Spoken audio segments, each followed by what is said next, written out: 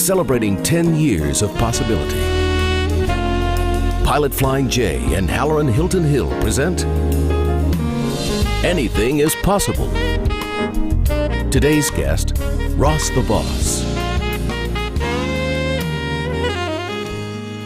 Welcome to Anything is Possible. I'm Halloran Hilton Hill. My guest today is Ross the Boss. Thank you for joining us. My pleasure. I've wanted to meet you for a long time. You rhyme. Quality hair care is my guarantee, but only at shops that I oversee. I love it. First time I heard one of your commercials, I heard somebody talking about one of your commercials, and they were like, wow, that was a crazy commercial. Which commercial? I said, Ross the Boss. And I thought, gotcha. That's pretty good. Let's rewind to the beginning of your life, Kansas and Oklahoma. Born in Veterans Hospital in Kansas, moved to Oklahoma as soon as I was able to get out of the hospital. My father was in the Navy, and then moved to Ada, Oklahoma, and that's where I grew up. It's a town of about 15,000 people. It was great. It was leave it to Beaver Land. So did you have brothers and sisters? I'm the oldest of four. I have two brothers and a sister. What was so idealistic about, or idyllic, I should say, about Ada, Oklahoma? Well, I guess what you could say is that what you saw in Leave It to Beaver or Father's Knows Best, that was my life. Really? We grew up in the 60s, but we didn't know it. We were the 50s. Which one were you? Were you Beaver? Were you Wally? Were you Eddie Haskell? Oh, no. Okay. No.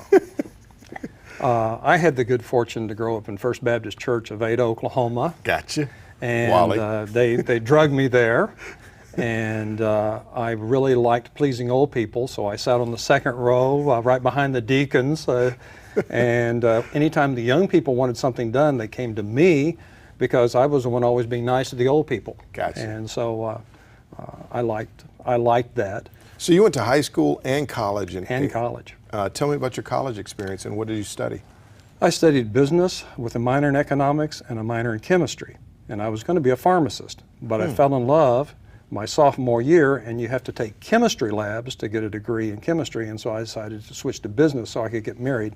And I got married between my junior and senior year, and I'm still married to the woman after 45 years. 45 years. So you get married, you fall in love, you decide to start your career, and my understanding is that you were selling tennis shoes. What kind of shoes? Well, let me take one step back. I worked my way through college, and my senior year I got a job with the Bell Telephone Company, and I worked and went to school, and then I went to work for them as a management trainee the next year. Okay. And then a little company contacted me to become a salesman to sell pre-cooked pizza meat to Pizza Hut and Pizza Inn. And since I wasn't really corporate, I seized the opportunity and did that for a year. And I thought I had found my place. I lived in Norman, Oklahoma, and was an OU fan. And then what happened is that one of the guys at church said, "You ever thought about selling tennis shoes?" I said, "No." And he says, "Well, why don't you come over to the house tonight and we'll talk," because I work with him at church and with the young people.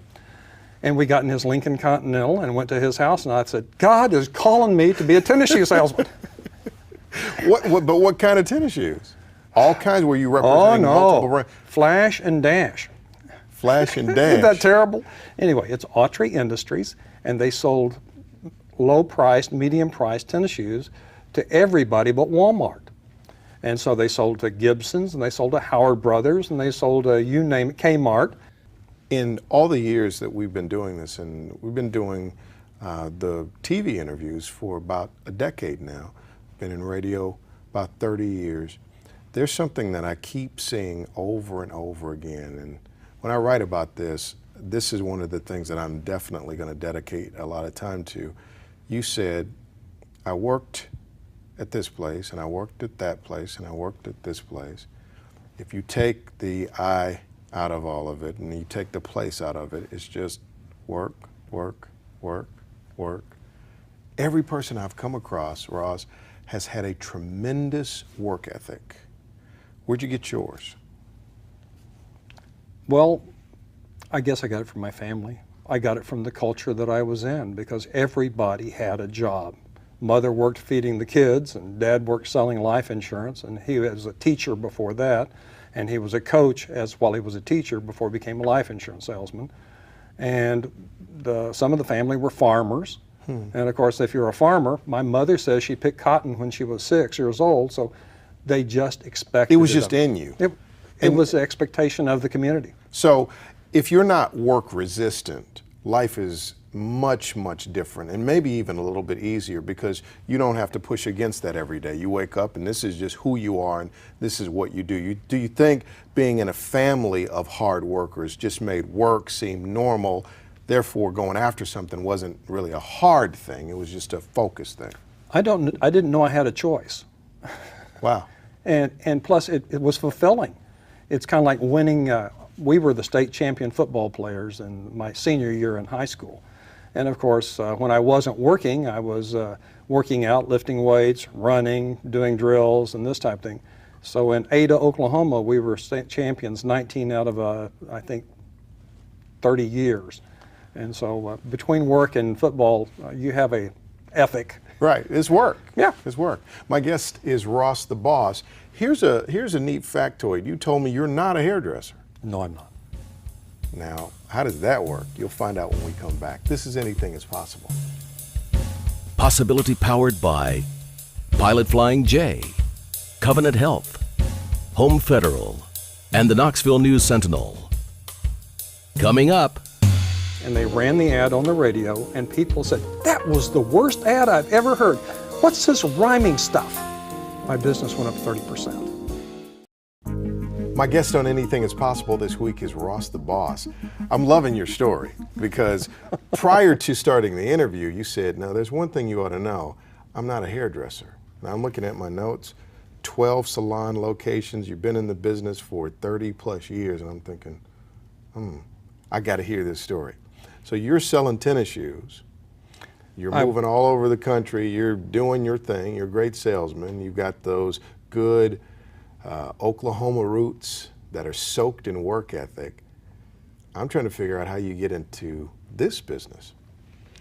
Well, I was transferred from Oklahoma to Memphis, Tennessee, and I was right there on the 240 loop in a condo, and right in front of me was a barber shop. I'm traveling 5 days a week. I want to spend time with my family, so I got my hair butchered on Saturday morning when I was in town. And one day I walked in and there was a new guy and he wasn't busy. And I'm going, I don't care. So I cut my hair and he was fun. He was funny, he was entertaining, didn't look any better, but I really had a good time. And so anyway, his name was Sam. So I come back the next month and I'm getting my hair cut again, and I said, "Did you get promoted? You're in the front chair." He says, "No, I bought the place. I'm going to change the name from Yorkshire Barbershop to Fantastic Sam's. What do you think?" And so I watched Fantastic Sam's take that to $10,000 a week in that little barbershop in 1976, 77, someplace in there, I can't remember. And I saw him franchise all over my territory. And so I kept up with the franchisees. And one day he came to me and he said, "You keep complaining about traveling all the time. I've got 2 bankrupt franchise stores in Knoxville, Tennessee. I'll sell them to you. I've already repossessed them. You move out there, take your family, get off the road." So I did. What do you mean, so you did? Who does that? I mean, you hadn't been in this business. You know what I'm saying? I mean, it has to be harder than just, okay. Well, I can make a testimonial here. It's kind of like I had to sell my house, but it worked out, and I gave him a down payment on the 2 stores. Salesmen sell 6 months in advance in the way I was working, so then I would have 6 more months of pay because the shipments were going to come in, and I didn't get paid till they got shipped until I got paid. So I had that good opportunity there. Right. I came to town, and they had a reputation for being a little friendlier than familiar. And so we tried to emphasize the family aspect of the business. And so everybody's welcome. And so that worked out well. So you come take over these 2 bankrupt stores. You're not a hairdresser, and you want to build the stores. So how do you make that possible? I mean, what was the first thing you had to do? Well, they say that if you're an owner, you can work half a day, any 12 hours you want. And maybe it was 14 or 16. But what happened was a couple of things. I told the staff I wanted them treated fairly. There were reports of some of the tips being pocketed by one of the previous managers, And of course, some of the tickets being torn up, and that was back before all the computers and everything, and that was possible to do. And so I said, we're going to have a place that you're treated fairly. You may never get rich, but you're not going to worry about whether or not your check is going to come out. Also, the staff were on commission, and we changed it to a base salary plus commission because they weren't very good at budgeting their monies. Right. You know, so a big week they spend it, and a bad week they're starving. So we tried to level the playing ground for them and give them some idea on how to do it. My first ad was on the radio, and I wrote it, and Paul Oscar Anderson was going to read it. And it took about 1 minute and 15 seconds, and Paul took 2 minutes to read it. And I said, no, you've got to get it into a minute.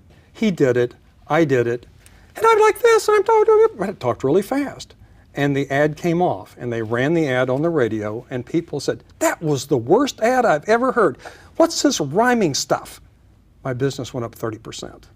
And so the ad was so unique that I kept doing the ads, and of course I'm only still 1 octave higher than I really speak for the most part when I do my ads, but we did the rhyming ads because they worked. Now, where did you get your background from marketing and advertising? Because obviously that was a big part of you helping that franchise, but then you became Ross the boss, and you have a penchant for marketing and advertising. Where'd you get that? I think that it was a lot of experience that I had with the Boy Scouts and with the clothing business and with the pizza meat business and with the tennis shoe business. So I accumulated part of it. Plus I was always fascinated by it. It was just a natural bent. I didn't study how to do a rhyme. There was Mad Jack and... oh yeah, Mad Jack used to jump off of buildings. Well, I didn't want to be quite classified in that area, but somebody once said that as long as you don't beat up somebody, murder somebody, or do something else bad, any publicity is good publicity because you have to break through the barrier of the attention. Yeah, people do remember you. So when did you go from managing and franchising 2 Fantastic Sam's locations to becoming Ross the boss? Well, we were at about 7 locations, and they changed the rules. And what happened is that we were mid-upper price at the time, and they decided to go to economy, budget. And I said, well, no, these people are trying to have a life. They're trying to have a career. We offered health insurance, and we offered 401k and paid vacations and this type of thing, because we said we want to run a business that the people can spend a lifetime at and be able to retire from. And so he changed because he said, people steal your clients. You can't trust the hairdresser. The thing is that one of the problems in the hair industry is that the stylist develops a relationship with the client and then goes down the street. Right. And so how do you ever make a profit if you keep losing your inventory? And so Sam said, if we have cheap prices, people will stay where the cheap prices are, and they won't follow the stylist. And I said, no, I want people of integrity. I want to treat them with integrity. And the thing is that I want to build a relationship for the long term. And I need to find people that are going to be that way. So he says, well, I don't know what you're going to do. I said, I tell you what, 3 others are suing you because you have changed the philosophy. I don't want to sue you. The scriptures say, get an agreement with your opponent, right, and don't go to the judge. Try to settle out of court. Work it out. So I drove to Memphis, Tennessee, and I sat down with my attorney and his attorney, and I said, what does it take to get out? He said, you can't get out. I said, the others are going to sue you. I don't want to sue you. I want out. What's it going to cost? And he said, a year's worth of royalties. And I said, over a year? He said, yeah. I said to my attorney, I said, do we have a deal? Well, you don't want this deal. I said, I want this deal. That's fair. I'll pay him a year's royalties over a year, and I'm out. And we shook hands, and that was the deal. Wow. So now when we come back, you'll hear how he moved from being a Fantastic Sam to a Ross that is a boss. This is Anything is Possible. Coming up. I say it's got to be win-win-win. If the client doesn't get a value, they're not going to stay. If the stylist doesn't get a value, they're going to leave. And if I don't get a value, then I'm out of business. So it's got to be all the way. I like to ask questions so I don't have to be a guesser. This is Ross the boss, but he's not a hairdresser. I thought I'd try to throw All right. I don't know. You're good.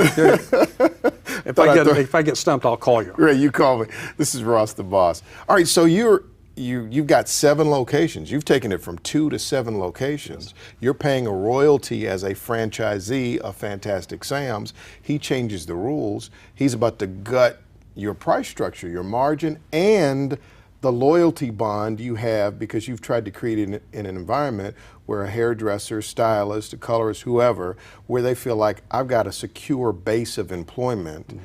And in exchange for that secure base of employment, I will work with integrity and be loyal and keep my customer relationships here.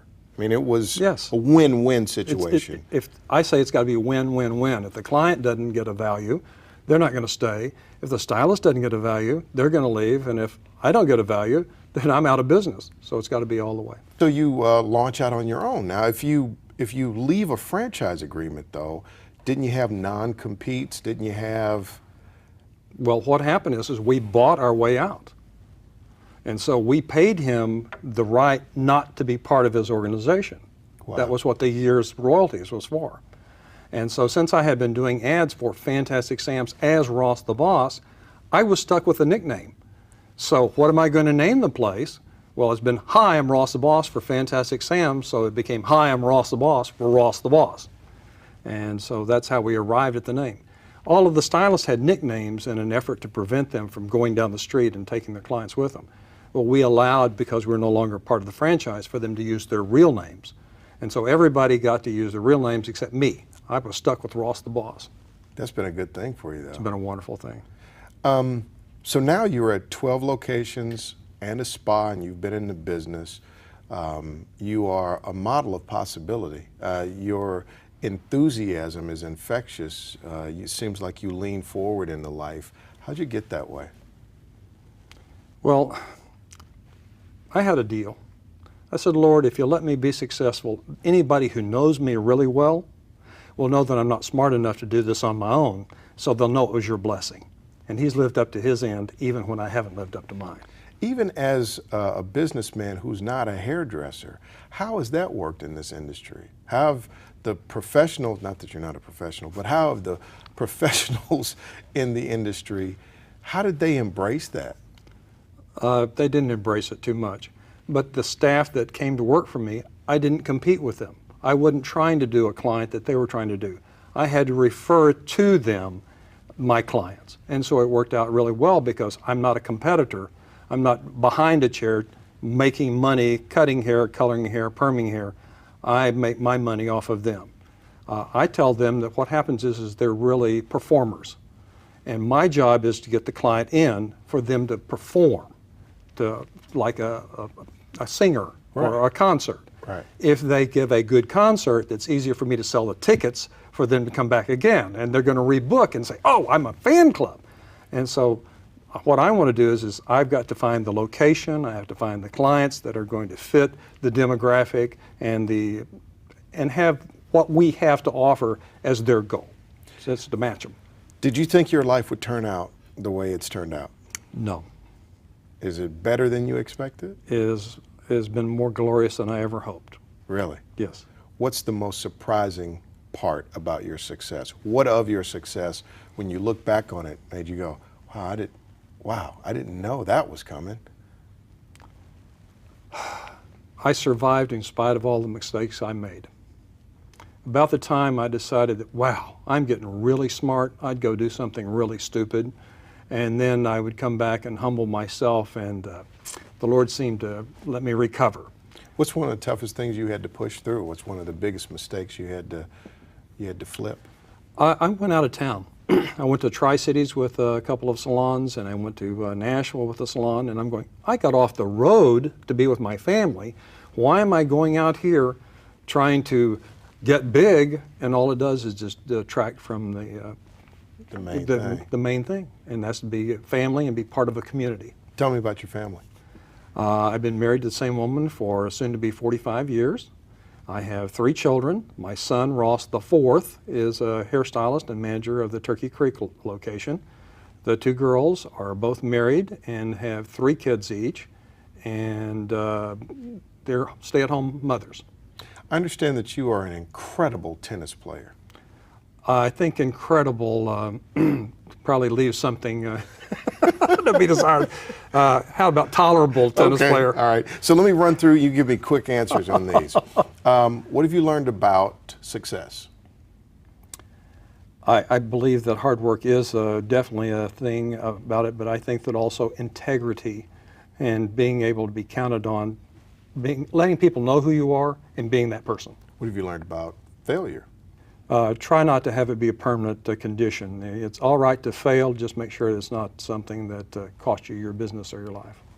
What have you learned about business? It keeps changing. What have you learned about money? It keeps changing.